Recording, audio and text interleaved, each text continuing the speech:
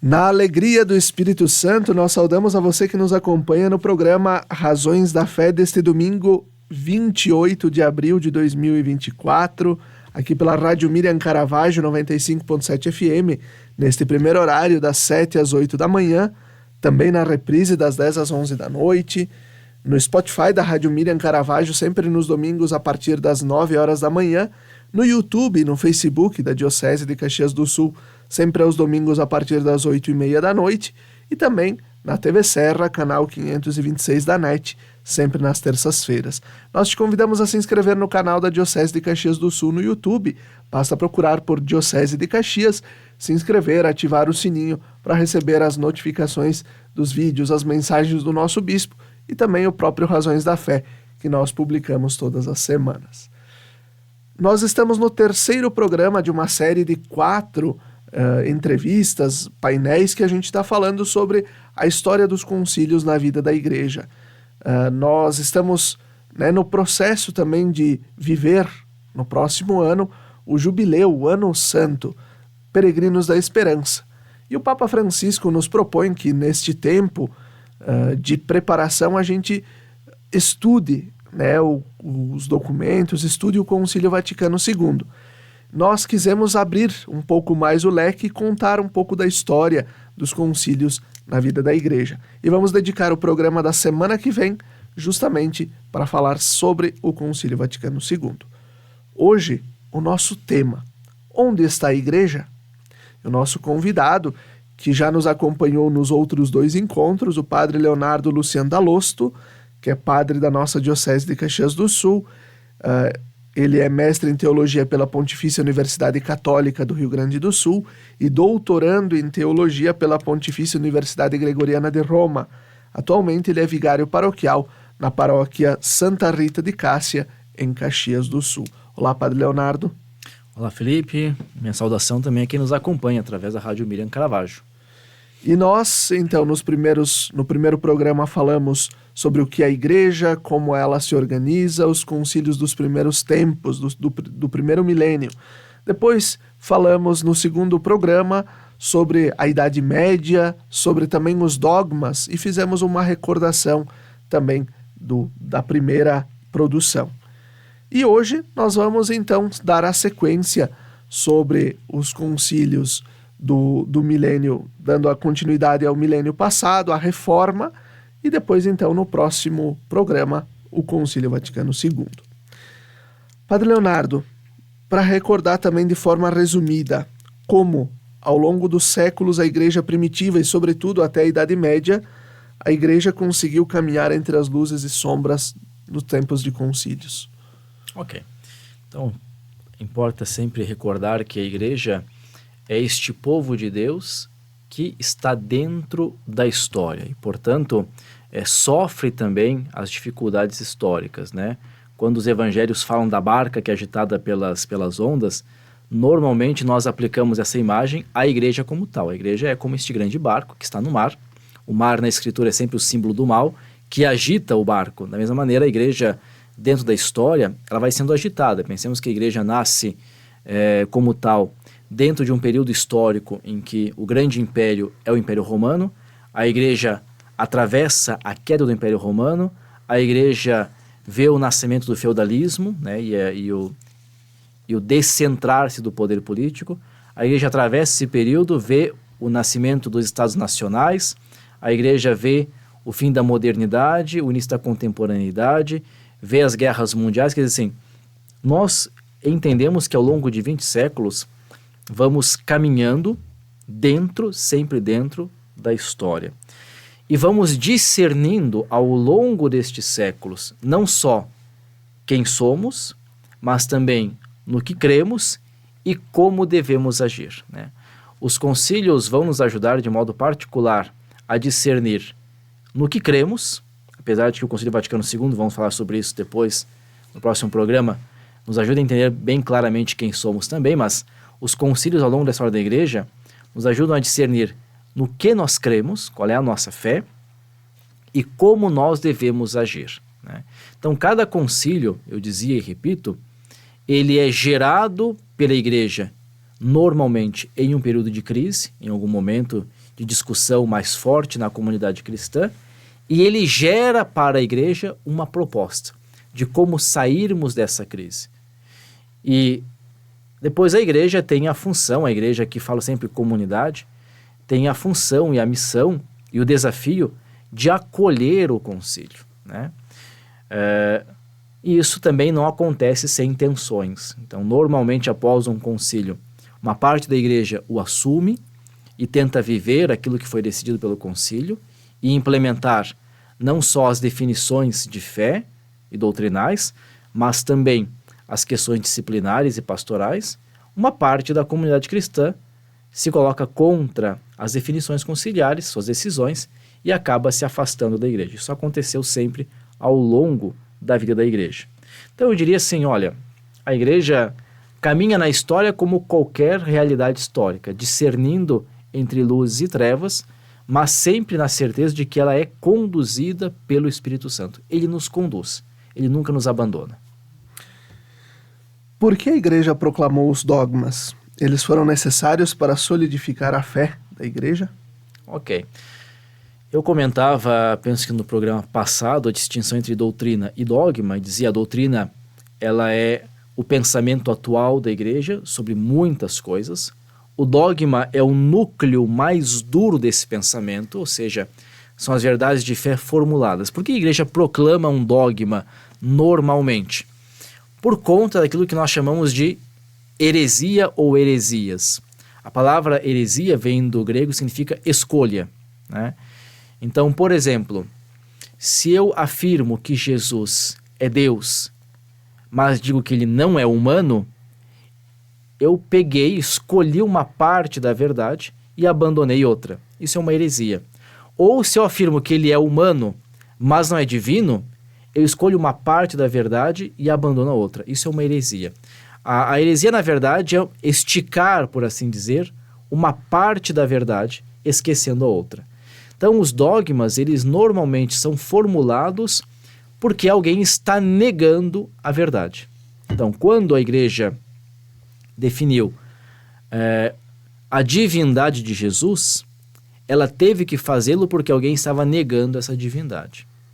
Quando a igreja definiu a existência, por exemplo, do purgatório, ela teve que fazê-lo porque alguém estava negando esta verdade.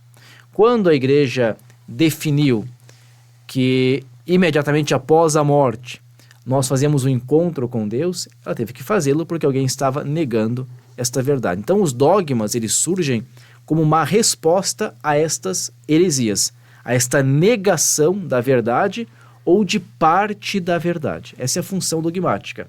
É garantir para a igreja, olha, nós temos uma certeza rochosa, sólida de que a nossa fé é esta. Perfeito. Qual a importância, Padre Leonardo, do Concílio de Constança para a unidade da igreja sob o primado de Pedro? Ok. O Concílio de Constança, ele é ainda um concílio na Idade Média, e ele veio para resolver um problema seríssimo. Por quê? Porque em um período da Idade Média, nós tivemos uma eleição de um Papa que transferiu a sede de Roma para a sede de Avignon, muito próximo do trono francês. Os papas posteriores serão todos franceses, né? E aí nós teremos uma eleição de um papa não francês, que vai gerar o quê? Vai gerar uma divisão na igreja no Ocidente. Então nós teremos um papa eleito não francês, que vai morar em Roma. Nós teremos uma segunda eleição de um papa francês, que vai morar em Avignon. E aí depois nós teremos ainda uma terceira eleição de um papa, que vai morar em Pisa, na Itália. Teremos 3 papas ao mesmo tempo no Ocidente. Cada um reclama para si a autoridade como sucessor de Pedro. Ou seja, é aquilo que nós chamamos de cisma do Ocidente, a separação da igreja do Ocidente em 3 partes, de modo que nós teremos 3 papas ao mesmo tempo, cada um dizendo que é o papa legítimo. O que faz o Concílio de Constança? O Concílio de Constança vai fazer a deposição desses papas e a eleição de um papa único, Martinho V. Ora, a importância de Constância é reunificar o Ocidente, né? Tem um saldo em Constância, um saldo, né, que alguns dizem saldo negativo de Constância, que é o quê? O problema daquilo que se chama de conciliarismo. O que é o conciliarismo? A ideia segundo a qual o concílio é maior do que o Papa. Por quê? Porque se Constância, como concílio, depõe 3 e elege um terceiro, qual é a ideia que fica? Qual é o saldo que fica na mentalidade dos bispos? Opa, o concílio tem autoridade sobre o Papa. Por conta deste saldo negativo, nós teremos muita dificuldade depois de reunirmos um concílio, quando será necessário. Porque os papas terão medo de serem depostos pelos concílios. Então, o Concílio de Constância, que acontece nos anos de 1414 a 17, se não me falha a memória, ele tem outras questões particulares para resolver, mas a grande questão central de Constância é resolver o cisma da igreja, a separação da igreja no Ocidente. Tirar ou depor esses 3 papas para a eleição de um papa único. Perfeito. E adentrando já, né, aí quando nós vamos falar da Reforma Protestante, de toda a questão já de Martinho Lutero, que veio, né, no século XVI. Quais foram os argumentos e disputas teológicas da época da Reforma? Ok, a Reforma, já o Concílio de Constância, ele estava escutando gritos, de certa maneira, pela Reforma. Nós temos ali John Hus, né, que cria os russistas lá na atual República Tcheca, que vai ser queimado vivo pelo Concílio de Constância, né, por heresia, mas que já exigia da igreja uma reforma. Na verdade, o que aconteceu naquele período? Acontece que a igreja acaba se afastando da camada mais popular. Se afasta do povo, em última análise. A igreja aqui acaba se entendendo apenas como hierarquia, ou seja, como clero, então bispos e padres, e acaba se afastando do povo. Isso começa a exigir reforma da igreja.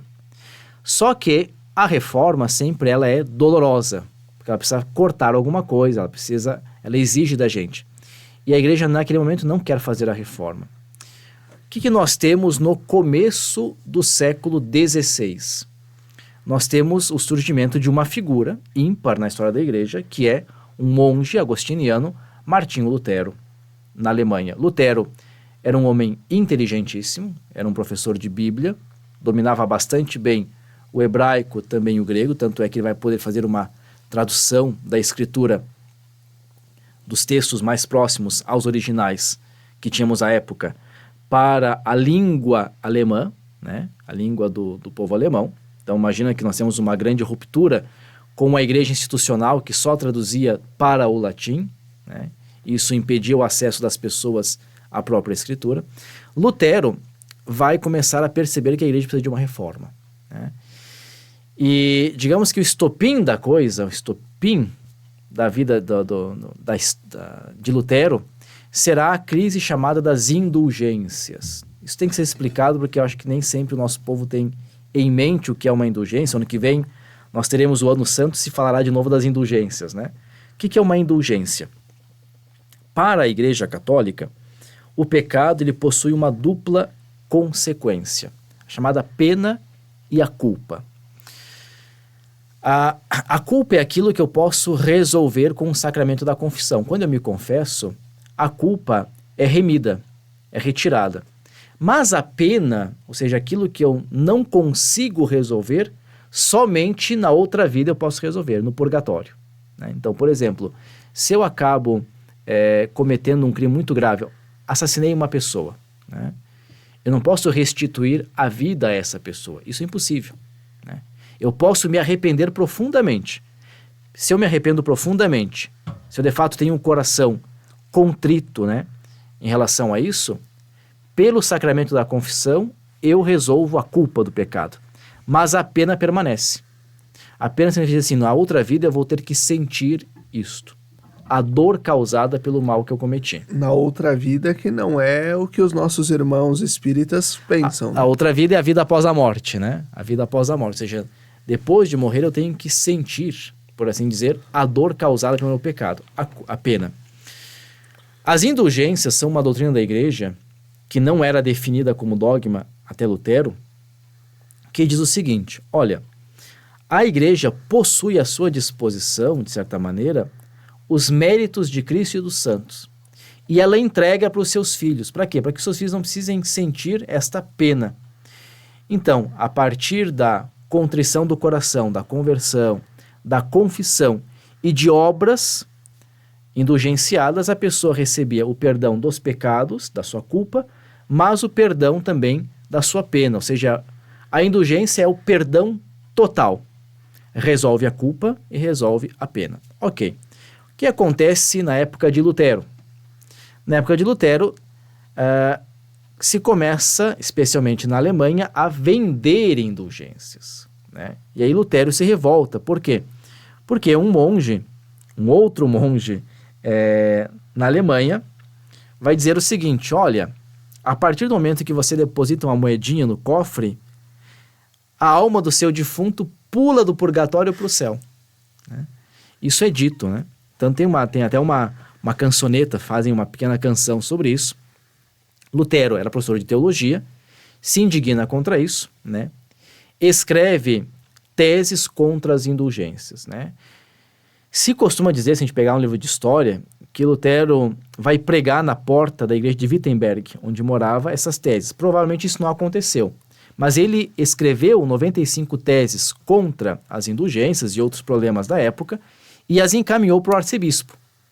O arcebispo de então, não sendo teólogo, encaminha isso para Roma. E Roma então vai convocar Lutero, né? Só que Lutero não vai para Roma, né? E aí então nós começamos a ter a crise da igreja na Alemanha, de Lutero contra Roma, uma queda de braço. O que acontece nesse período? Acontece que uma parte dos príncipes alemães começa a apoiar Lutero contra Roma.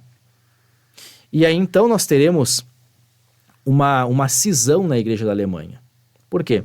Porque uma parte da igreja assume as teses de Lutero e a outra parte permanece ligada à igreja de Roma. Ok? Então esse é o estopim da reforma protestante. Lutero tem na base da reforma o problema das indulgências.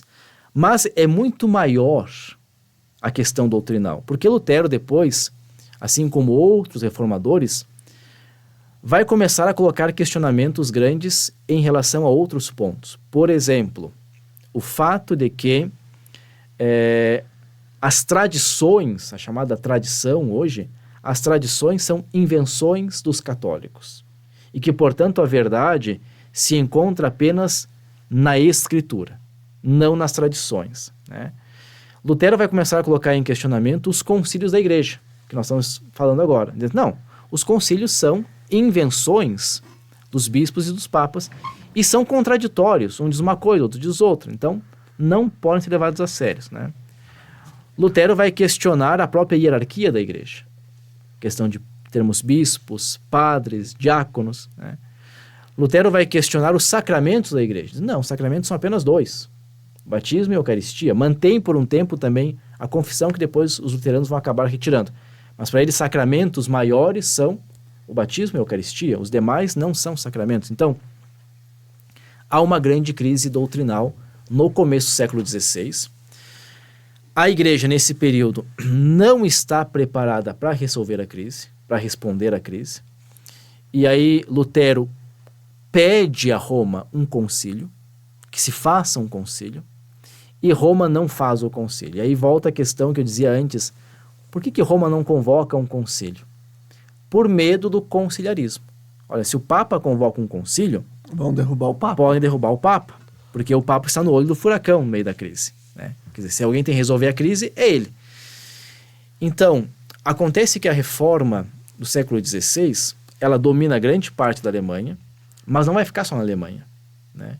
Nós teremos na Suécia, nós teremos Calvino, Depois ela vai se irradiar para a Inglaterra, com Henrique VIII, que no começo apenas separa a igreja inglesa da igreja romana, mas depois, com o tempo, começam a entrar teses reformistas na igreja chamada hoje anglicana, de modo que a igreja anglicana ainda hoje é uma espécie de híbrida, assim, mistura um pouco as ideias católicas com as ideias da reforma.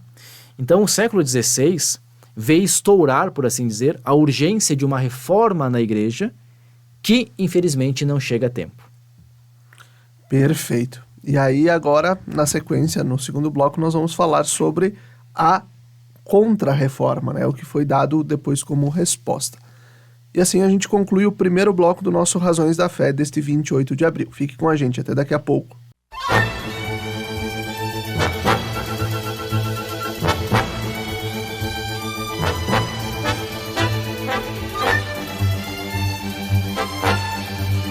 Estamos de volta com o segundo bloco do nosso programa Razões da Fé deste domingo, dia 28 de abril de 2024, aqui pela Rádio Miriam Caravaggio 95.7 FM e também pelas redes sociais. Nosso tema de hoje, aonde está a Igreja Católica? E o nosso convidado é o padre Leonardo Luciano Dalosto, que é vigário paroquial da paróquia Santa Rita de Cássia, em Caxias do Sul. Padre Leonardo, o que levou à convocação e quais foram os principais temas teológicos e doutrinários discutidos durante o Concílio de Trento? Ok.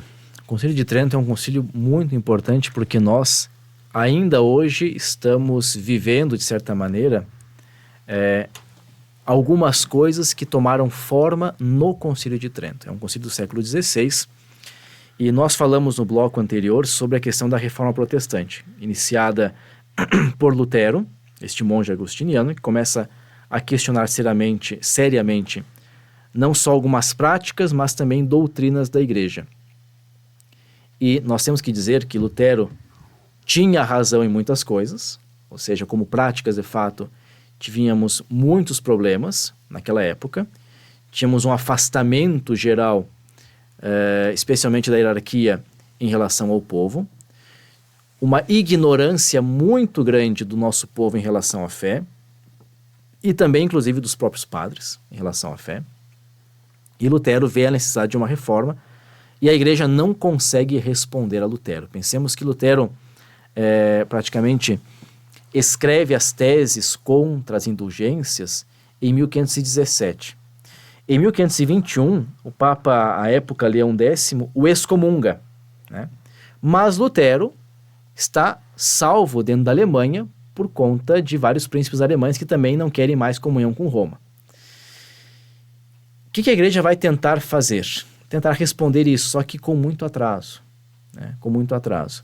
Somente em 1545, pensemos bem, o Papa Paulo III vai conseguir convocar o Concílio de Trento para tentar fazer uma resposta à Reforma Protestante. Então, de 1521 até 1545, a igreja não consegue responder nada. Ela está tão preocupada com questões internas e também com disputas políticas que ela não responde. Em 1545, nós temos a convocação do Concílio de Trento.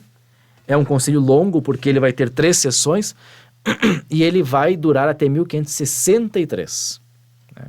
Então, basicamente, é só em 1563 que nós temos a resposta definitiva da igreja à Reforma Protestante. Quase 40 anos depois. Quase 40 anos depois. Que naquela época significa dizer que na Alemanha, por exemplo, nós já tínhamos 70% do território luterano, né? Ou seja, não mais católico. Essa resposta da igreja, ela é ao mesmo tempo uma chamada assim na história da igreja contra-reforma e reforma católica. Por que tem esse duplo nome? Porque é uma tentativa de responder à reforma de Lutero e dos reformadores, né, que nós chamamos de hoje, não mais tanto usamos esse termo, mas ainda se usa a reforma protestante, chamada assim. Mas ela é reforma católica por quê? Porque a igreja vai entender que não tem como responder à reforma sem uma reforma interna. Então ela precisa se reformar para poder responder à reforma protestante. O concílio começa em 45, ele vai parar em 48, vai ter um problema ali. Depois ele é retomado em 51, para em 52, retomado em 62 e termina em 63. Então, de 1545 até 1563 nós temos o concílio. E aí o que o concílio vai ter? O que ele vai trazer para nós? Ele vai trazer explicitações de fé e resoluções práticas pastorais. Então, por exemplo, é o Concílio de Trento que vai definir para nós quantos são os livros da Escritura, da Bíblia. Por quê? Lutero não considera alguns textos do Antigo Testamento que estavam em grego como inspirados. Aqui é muito complicado explicar todo esse rolo para os nossos ouvintes, mas a Bíblia católica ainda hoje ela é diferente das Bíblias evangélicas, porque o Antigo Testamento evangélico não tem 7 textos que nós temos. Tá? Esses 7 textos, eles só estão em grego. Eles nunca foram escritos em hebraico. Então, Lutero, ele tem uma expressão, que na verdade não é dele, mas de São Jerônimo, hebraica veritas, ou seja, a verdade está no texto hebraico. E ele vai dizer, por conta deste argumento, os textos não escritos em hebraico não são inspirados, segundo Lutero. Então ele traduz os textos do grego para o alemão também, mas diz, esses textos para nós não são inspirados. O Concílio de Trento vai definir que são inspirados os 73 livros. Portanto, os 46 do Antigo, os 27 do Novo. Né? É uma definição de Trento, qual é o texto oficial da Igreja. Trento vai definir também as tradições apostólicas, ou seja, vai dizer o seguinte, olha, a verdade não chega a nós apenas a partir da Escritura, mas também das tradições não escritas dos apóstolos, né? Que Trento apenas chama de tradições apostólicas. Não define muito bem isso é um terreno que só o Concílio Vaticano II vai trabalhar, mas vai dizer que a verdade não está apenas na Escritura, também na tradição. Por quê? Porque Lutero, os reformadores diziam que o princípio era sola Escritura, somente a Escritura, somente a Bíblia é norma de fé. O Concílio de Trento vai dizer, não é apenas a Bíblia, mas também as tradições. Trento vai definir quantos são os sacramentos. Sacramentos são 7, nem mais nem menos. 7 é um número importante na Bíblia, é o número da perfeição. Por que tem que fazer isso? Porque para Lutero os sacramentos são apenas 2. Né? Trento vai definir a questão sacrificial da Eucaristia, ou seja, quando nós celebramos a missa, celebramos o sacrifício de Cristo. Né? Nós fazemos uma atualização do sacrifício de Cristo. Lutero não aceita isso. Né? Trento vai começar a usar a expressão transubstanciação para falar da Eucaristia, ou seja, na Eucaristia nós temos a presença real de Cristo e tudo aquilo que faz com que o pão seja pão, a sua substância, se transforma em corpo e sangue de Cristo. Lutero não aceita. Então nós temos vários elementos ali, claro. Depois, Trento vai definir também a questão do culto aos santos, o uso das relíquias, as indulgências, a existência do céu, do inferno, do purgatório, né? Tudo aquilo que Lutero e a Reforma começam a questionar, Trento vai responder a nível de fé. Então nós temos no Concílio de Trento uma série grande de formulações e definições dogmáticas. Porém, é apenas a última sessão do Concílio de Trento, de 62 a 63, que traz as reformas disciplinares que serão muito importantes para a Igreja Católica. Por quê? A última sessão é convocada pelo Papa Pio IV. Pio IV tinha um sobrinho que ficou famoso na história da Igreja, que é São Carlos Borromeu. E São Carlos Borromeu ele tem um trabalho muito importante nessa última sessão, que é costurar os bispos reformistas para que eles votem os decretos de reforma. E tem 42 artigos de reforma no Concílio de Trento, que uma parte dos bispos não queria, porque mexia nos privilégios. Então, a última sessão vai reformar a Igreja na questão disciplinar. Por exemplo, pensemos bem, até então, não existiam seminários para a formação dos padres. Então, alguns padres estudavam, outros não. Significa dizer que muitos padres eram ordenados sem nenhum estudo, sem conhecer nada da fé. O concílio institui aquilo que até hoje nós usamos, os seminários. Os seminários saem do Concílio de Trento, é uma instituição definida por Trento. O concílio institui que o bispo se reúna com o seu clero de tanto e tanto tempo para fazer pequenos sínodos ou concílios diocesanos, para decidir questões pastorais. O concílio institui que os bispos façam a visita pastoral, que ainda hoje os bispos fazem nas dioceses, para conhecer as paróquias. Então, o concílio tem uma série de normativas disciplinares. Exige, por exemplo, que os bispos morem nas suas dioceses, porque era muito normal que o bispo morasse em Roma e não na sua diocese. E às vezes nem conhecia a sua diocese. O concílio exige que o bispo seja bispo de apenas uma diocese. À época, às vezes, o bispo tinha 2, 3 dioceses e não visitava nenhuma. Então, imagina o problema que era pastoral à época. O concílio resolve, por uma série de artigos disciplinares, como colocar a igreja a caminhar naquele período. E por isso Trento é muito importante no século XVI, porque até as portas do Concílio Vaticano II, até a década de 60 do século passado, no qual nós nascemos, né, a igreja tem a forma de Trento. Ela se organiza segundo Trento. Então a resposta da igreja, repito, ela é uma contra-reforma, ou seja, há uma resposta doutrinal a Lutero, mas ela também é uma reforma interna. A igreja entende que não adianta tentar combater o crescimento do movimento protestante apenas a partir de respostas doutrinais, mas é necessária uma reforma interna de si mesma, do seu corpo eclesial, dos seus bispos, do seu clero, para que eles possam também dar, digamos assim, força às mudanças que são necessárias. Perfeito. E aproveitando, quais foram as consequências a longo prazo que o Concílio de Trento trouxe para a Igreja Católica e para o mundo ocidental no geral? Ok, pensemos, por exemplo, que após o Concílio de Trento, o Papa que vai começar a colocar os decretos de Trento em funcionamento, em ordem, é Pio V, que era um frade dominicano muito rígido, moralmente muito rígido, e ele vai exigir, de fato, que se siga à risca os decretos do Concílio de Trento. Então, é Pio V que vai instituir o novo missal, vai instituir aquilo que a gente chama de liturgia das horas, ou seja, a obrigatoriedade dos padres diocesanos e também dos padres religiosos de rezarem em várias horas do dia, vai instituir o catecismo. Pensemos que o primeiro catecismo da igreja surge com Pio V, após o Concílio de Trento, por um motivo específico, para que os padres conhecessem a doutrina. Quer dizer, a situação do clero era tão precária à época que foi necessário instituir um catecismo, um livro, para ensinar os padres no que a igreja acreditava, qual era a doutrina da igreja, para que então eles pudessem instruir os fiéis. Né?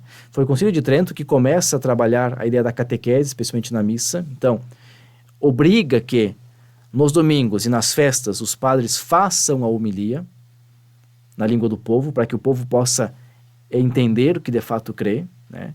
Respectivamente ligado ao mistério celebrado no domingo, ao evangelho, e também às festas, as grandes festas. Então, o Concílio de Trento depois vai solidificando na formação do clero. Então, todo o clero começa a ser formado tendo uma base em filosofia e depois em teologia. Isso qualifica potencialmente o clero católico, para poder também responder às questões da época. E tudo isso vai se estendendo ao longo dos séculos. Então, é claro que o concílio vai se impondo devagar. Não é que acabou o concílio, tudo começou a funcionar. Não.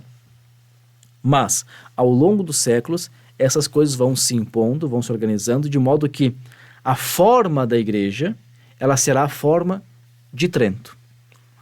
Então, eu diria assim, o Concílio de Trento fez um esforço homérico de reformar a igreja, e esse esforço, ele vai chegar até o século XX.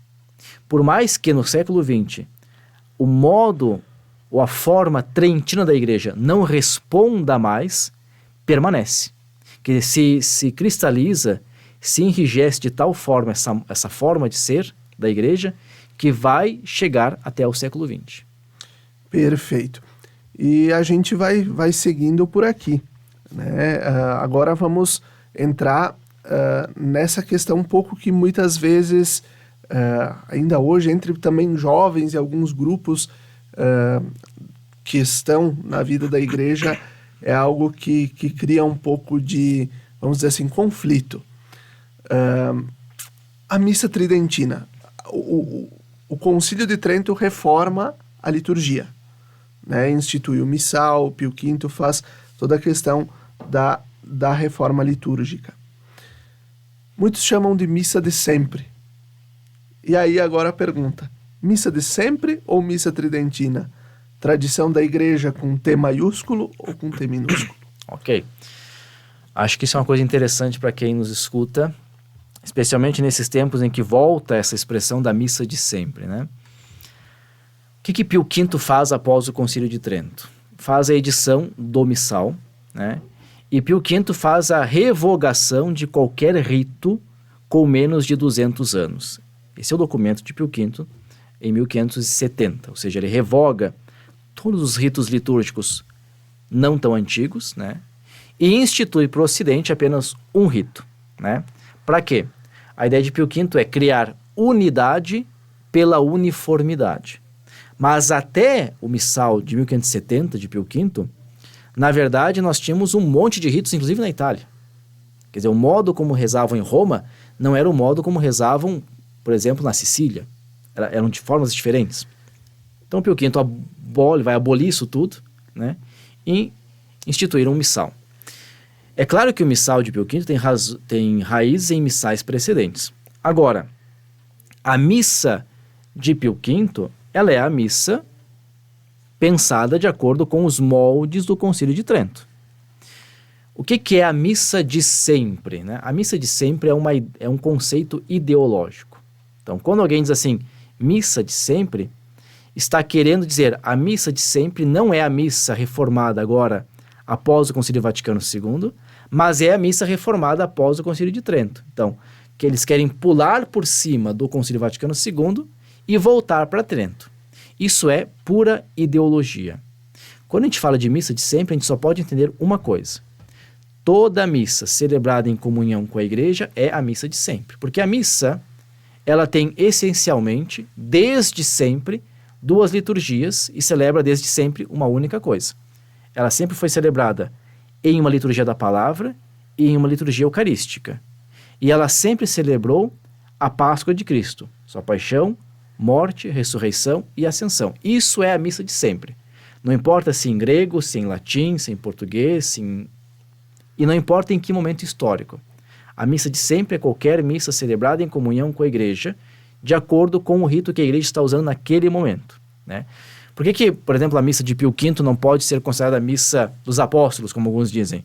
Porque os apóstolos nem sabiam latim, né? Durante 5 séculos a igreja só usou grego. Mesmo a igreja de Roma não celebrava em latim nos primeiros séculos. Celebrava em grego, porque grego era a língua do povo. O povo não falava latim. O latim era a língua da nobreza do Império Romano. Mas o povão, como tal, falava o grego koiné, ou seja, uma espécie de dialeto do grego. Então a missa também era celebrada no grego. Os sacramentos eram celebrados no grego. Então, a ideia de chamar missa de sempre, a missa do Concílio de Trento, é uma ideia ideológica, não teológica. Teologicamente, temos que dizer, a missa celebrada em comunhão com a igreja, não importa a língua e não importa o rito, ela é a missa de sempre. Ela contém aquilo que a igreja sempre celebrou. Perfeito. E assim a gente conclui o segundo bloco do nosso programa Razões da Fé deste domingo, 28 de abril. Fique com a gente, até daqui a pouco.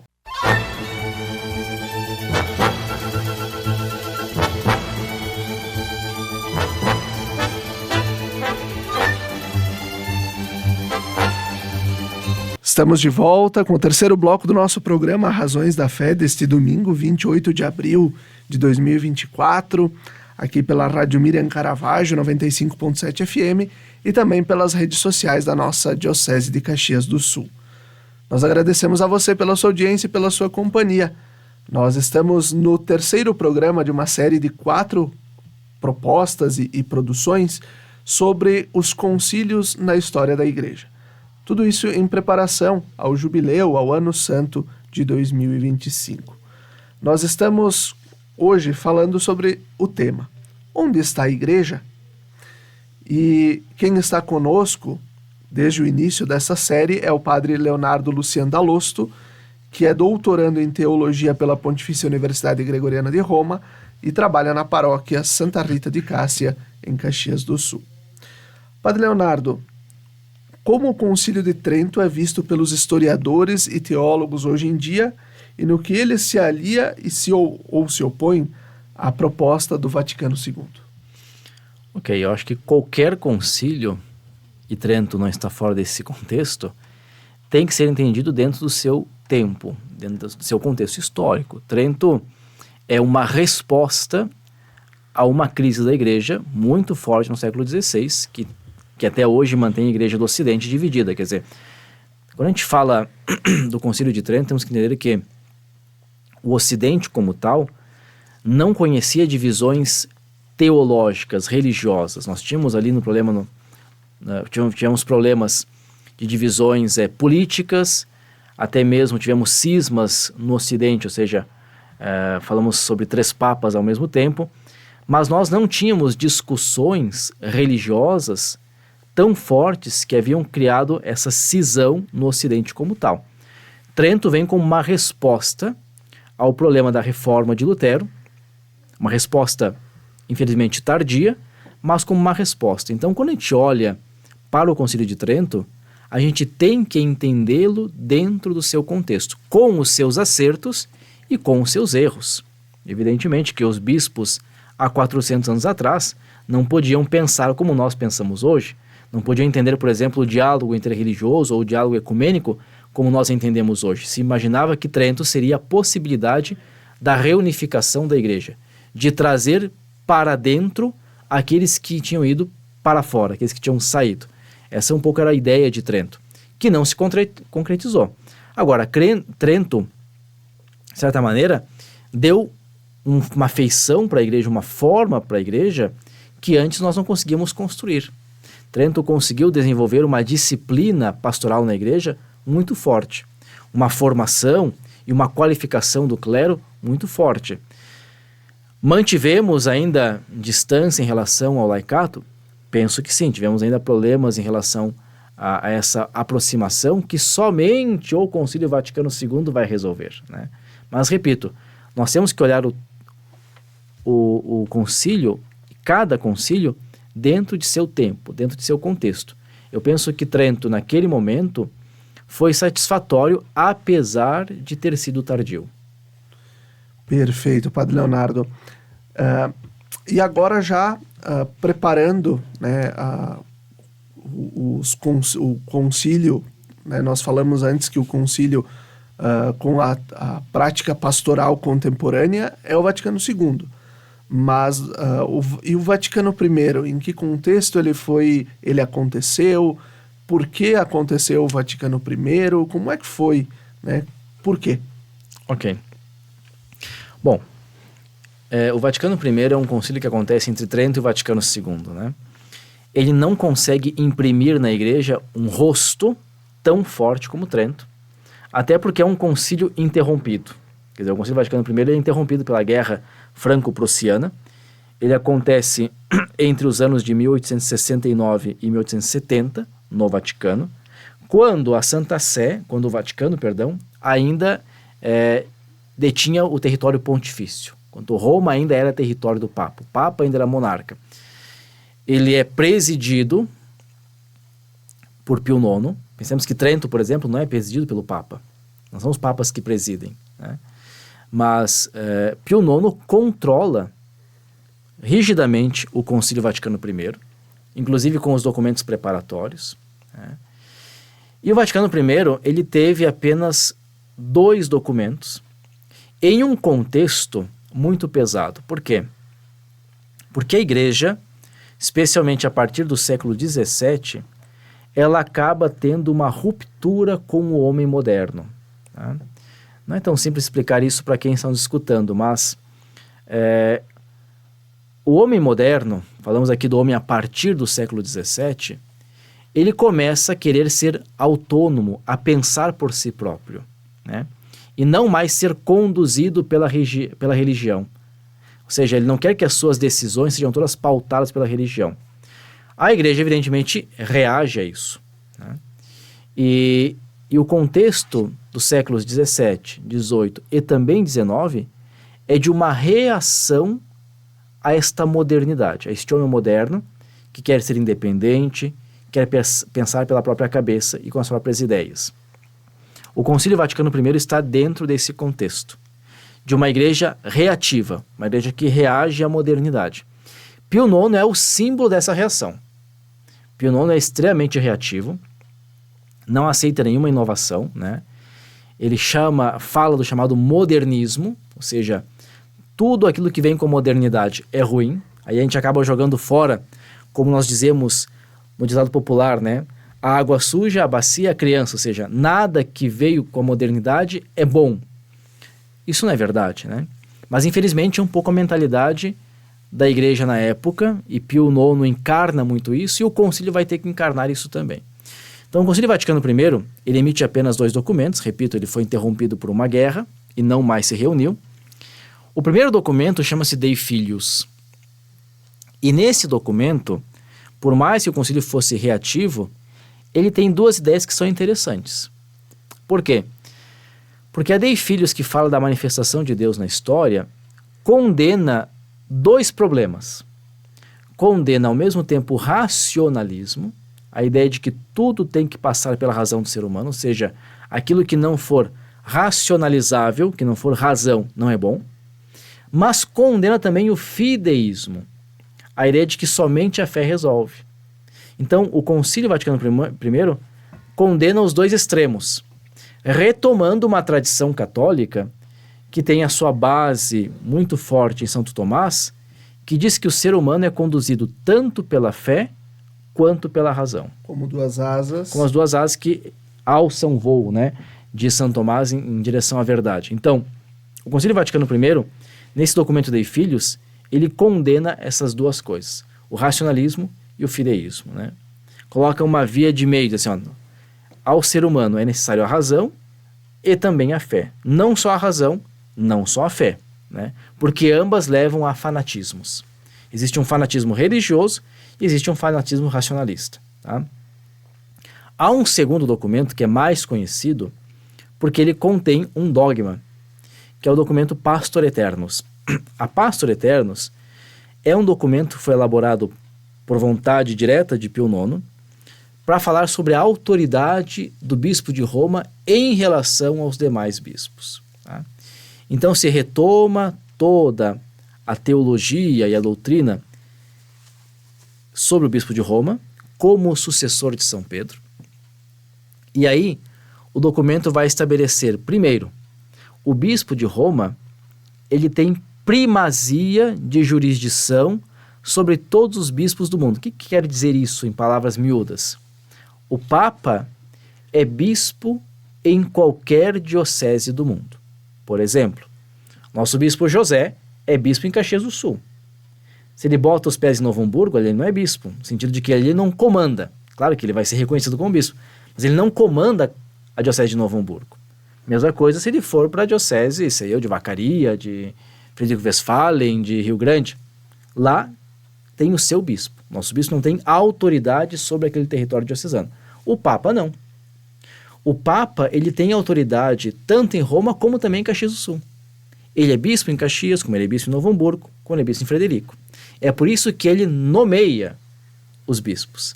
É ele quem decide quem deve ser bispo aqui e quem deve ser bispo acolá. Então, o primeiro elemento da Pastor Aeternus é a definição clara, né, canônica, do primado de jurisdição do bispo de Roma sobre todos os bispos do mundo, né? Por quê?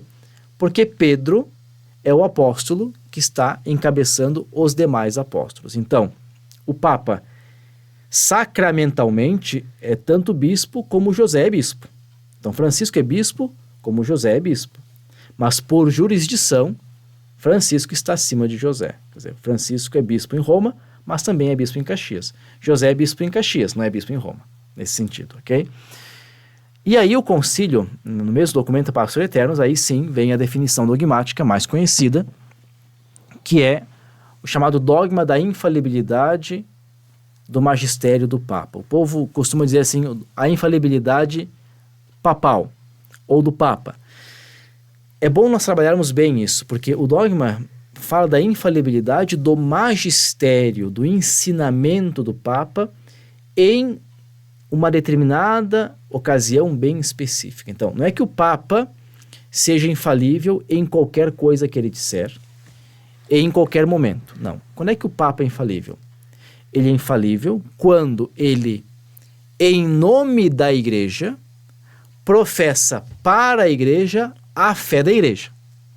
Ou seja, o Papa não vai amanhã de manhã levantar e dizer assim, agora nós vamos acreditar em uma quarta pessoa da Santíssima Trindade. Não é isso. Ele pode recolher o sensus fidei, aquilo que o concílio também faz, e dizer, olha, a Igreja crê nisto, a Igreja acredita nisto. Ele pode proclamar um dogma, mas é sempre recolhendo a fé da Igreja. Quando é que isso aconteceu na história da Igreja? Apenas 2 vezes, quando o Papa proclamou 2 dogmas marianos, né? Que é a Imaculada Conceição de Maria e a Assunção de Maria aos céus. São as únicas 2 vezes, 2 momentos em que o Papa usou a infalibilidade do seu magistério. Então, normalmente o magistério do Papa é um magistério autêntico, mas não infalível. Então, Francisco, por exemplo, o último Papa a usar a infalibilidade foi Pio IX. Então, todos os papas posteriores tiveram um magistério autêntico, ou seja, um magistério reconhecido pela Igreja, mas não infalível, que significa dizer que o magistério pode depois ser reformado. Então, Francisco, por exemplo, reformou documentos magisteriais dos papas precedentes, de João Paulo II, de Bento XVI. Bento XVI tem um documento famoso que dava aos padres a permissão de rezar a missa segundo o missal antigo, né? Francisco revogou esse documento, você reformou o magistério de Bento. Então, Bento tinha um magistério autêntico, mas não infalível. Então, quando a gente fala do dogma da infalibilidade do magistério do Papa, proclamado no Concílio Vaticano I, temos que entender que é algo muito pontual. O Papa exerce a infalibilidade da Igreja para proclamar a fé da Igreja. Como é que nós poderíamos, para concluir e ao mesmo tempo já preparar os ouvintes para o programa da semana que vem, que nós vamos abordar diretamente o Concílio Vaticano II, nós vivemos também num tempo em que grupos ensaiam talvez um cisma, alguns inclusive chamam Francisco de o pior Papa da história,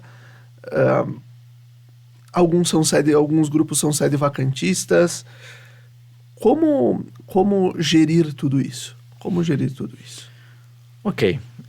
Para entendermos o Concílio Vaticano II, nós iremos falar no próximo programa, temos que entender que Trento respondeu à sua época e deu uma resposta satisfatória, só que nós estendemos essa resposta por quase 400 anos. E é claro que essa resposta ela caducou com o passar dos tempos. Você não pode esperar que um mundo que muda tanto possa se adaptar a uma resposta do passado. O Vaticano I não foi uma resposta à época, foi apenas uma reação diante de problemas. O que será o Vaticano II? O Vaticano II será uma resposta para o homem moderno.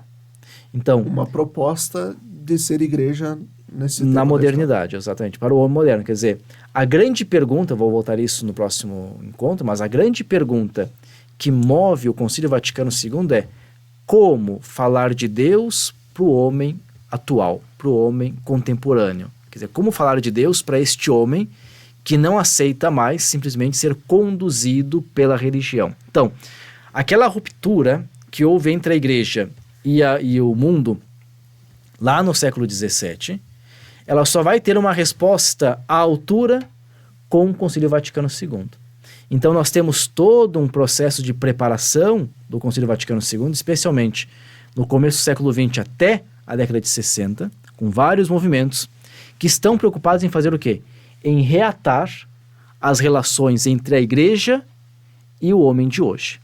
E o Vaticano II vai ser essa grande celebração dessa reconciliação, podemos dizer assim, entre a Igreja e o homem de hoje. Alguns grupos não compreendem, mas a Igreja está aí para evangelizar nesse tempo da história. Nós vamos concluindo este terceiro programa da nossa série sobre os concílios na história da Igreja, e na próxima semana nós vamos retornar. O tema da próxima semana vai ser Ecclesia Semper Reformanda, a Igreja no terceiro milênio. Acompanhe, se você não acompanhou a série já que nós iniciamos, estamos no terceiro episódio, no terceiro programa, você pode buscar no YouTube da Diocese de Caxias do Sul, buscando na playlist do programa Razões da Fé, e acompanhar então os outros 2 programas, além, é claro, de acompanhar todas as outras produções que a gente está fazendo. Até o próximo domingo. Fiquem bem!